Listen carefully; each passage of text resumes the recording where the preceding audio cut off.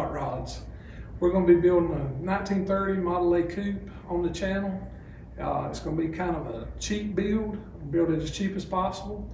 It's going to have full fenders, dropped axle, 4-rear end, 350 motor. Not sure about the transmission yet. May go with like a S10 5-speed or a turbo 350. Not really sure. But I was going to show you the coupe body that we're going to be using. I've had it for several years, never done nothing with it, and I said this would be a good time to start a YouTube channel. Okay, this is the 30 Model A Coupe body that I have. It's going to need the basic patch panels all the way around the car. Probably not going to chop it.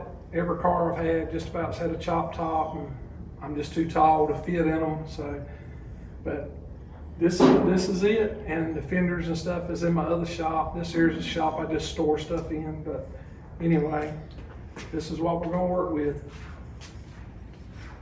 All right, guys, we're back in the main shop now where I work out of. This is the old Model A frame that I had up under a barn shelter. It's been under there probably for 20 years. I have kicked the back of it up. I'm going to change this cross member out of it, putting a new cross member in it. This over here is the fenders and stuff that we collected for this build. So I got a set of front fenders, back fenders, splash aprons, got a set of running boards, and all the fender braces and everything. Pretty much got about everything to put the car together. Got a dropped axle. I got a set of hairpins for it. It's going to run 48 Ford. Front spindles. It's going to have like 53, 54 Ford drum brakes and stuff on the front. Like I say, it's going to be a cheap build hot rod. A lot of the stuff is extra parts that I've had from working on other cars that I've had over the years, and I'm going to just throw it all together just as cheap as possible and see if we can't make a tough looking little hot rod out of it.